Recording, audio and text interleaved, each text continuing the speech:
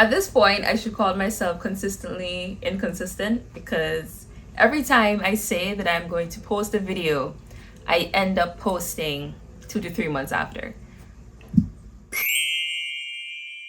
What is up, you guys? Welcome back to my channel, and thank you guys so much for coming back for another video. It has been 3 months, guys, since I posted my last video. At this point, I should call myself consistently inconsistent because every time I say that I'm going to post a video, I end up posting 2 to 3 months after. I always film, I always have all the footage ready to go. I just never get the time to sit down and edit them. And so finally, here we are.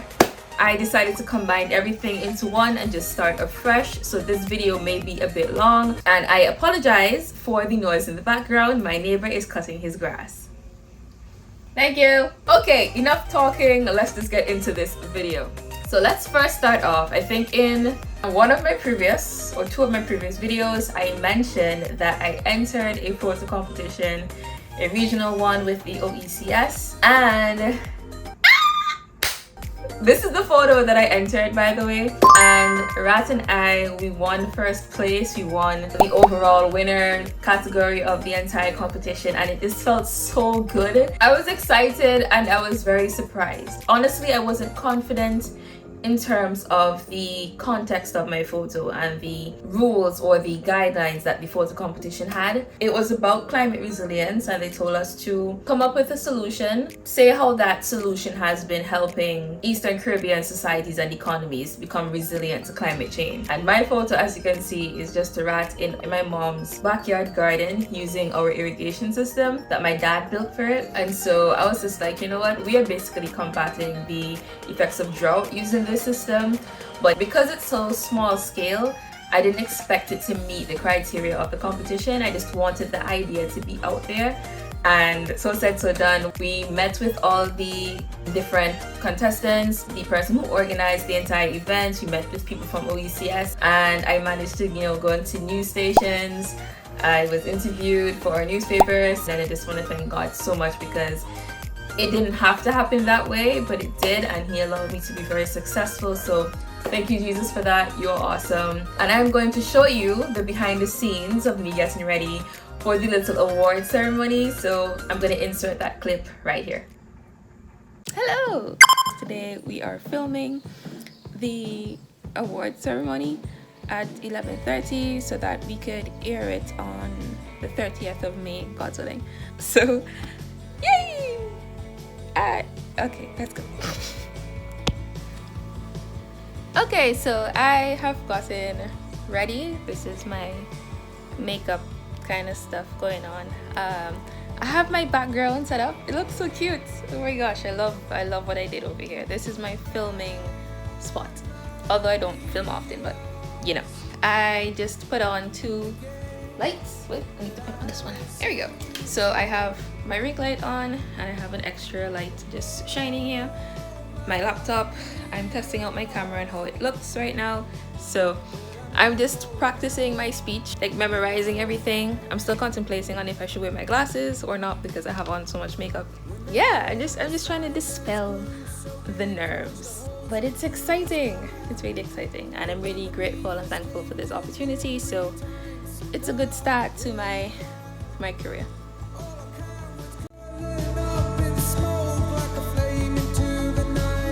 I had some difficulties actually.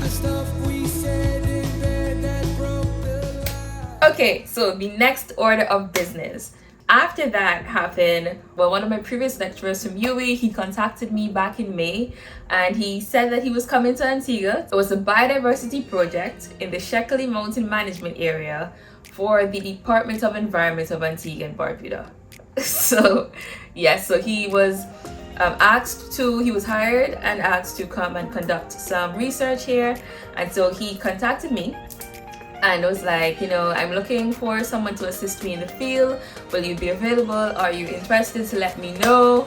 And of course, I said yes. That is just an opportunity for, 1, me to get myself out there in the field. 2, it was a way for me to, make some change as I still search for a job. And also it was just another way for me to get myself out the house, get myself around scientists, people who actually know what they're doing. And I must say I had a lot of fun. I know that I say I have a lot of fun in a lot of things, but it is true. I was happy to be outside. I was in a bush. I was identifying plants. Oh, let me give you a bit of a backstory. So for the purpose of this video, I'm just going to call him Sean. He is a botanist and he worked with the University of the West Indies Cable Campus. He's still a bit affiliated with them, but he is retired. So he was the botanist of the team. We had a lichenologist, we had an entomologist, we had someone who deals with birds. I'm not sure the exact name of that, but I'll put it on the screen. And we had someone who dealt with photography of these different organisms. But it was just a bunch of different scientists who came down to just do this project in this management area. I was a part of the plant team. I didn't know half of the plants that were there because they're literally in the wild.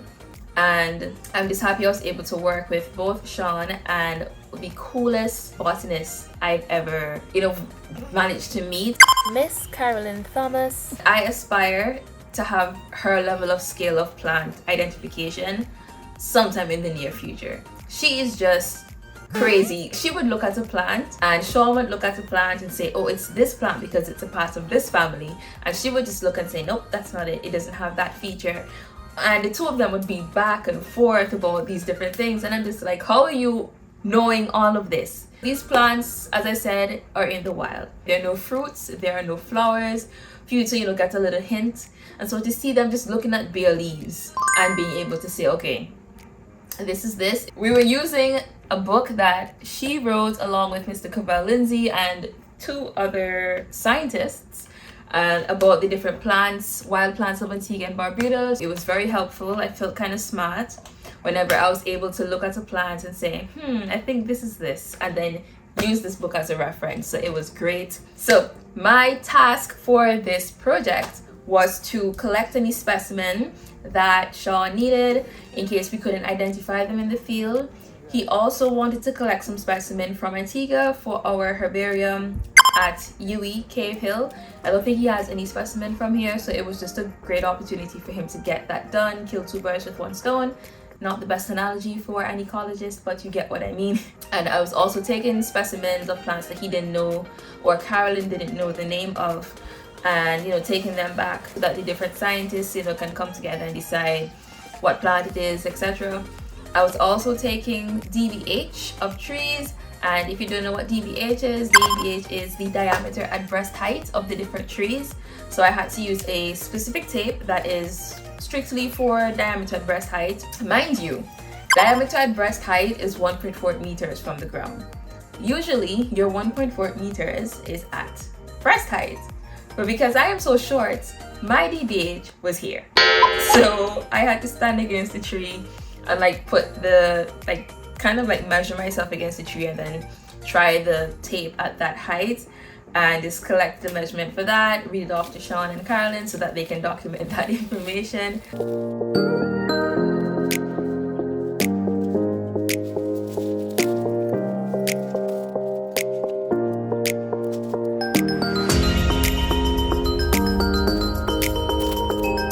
A 10 meter by 10 meter quadrat, and then we further cut that quadrat down into 5 meters per section, so it was easier for us to conduct the survey. And I had to press the plants so that they can dry and he can take them back to Barbados after going through the plant units to ensure that the plants are free from pests, soil, seeds that would happen to be transferred to Barbados. Yeah, so I had a great time helping him out. I had some good laughs. I am so happy I met Carolyn and all the other scientists as well. We just had a good time in the field. Also, we had to hike up these very, very, very steep hills. It's a mountain management area. So we had to hike up the mountain. And for the life of me, I don't know how I survived. So now, I need help.